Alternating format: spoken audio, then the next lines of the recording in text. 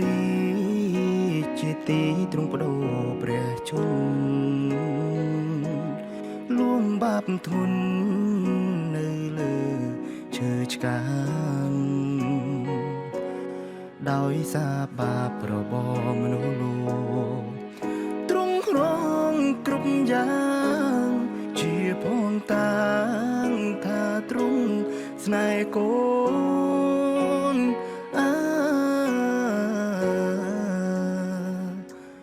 កាល់វ៉ារី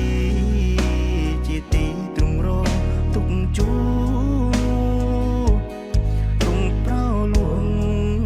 ពីបាបប្រកម្មក្រាស់ដោយព្រះគុណនិងក្តីមេត្តាពីព្រះអង្គម្ចាស់បាបធ្ងន់ណាស់ទ្រង់ស៊ូជួសកូនព្រះលោហិតបានស្រង់ចូលកាយា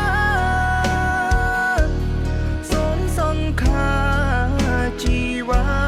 លោកស្រី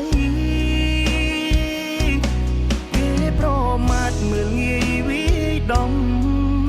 ដោយឥតសមใจព្រះម្ចាស់ថ្លៃ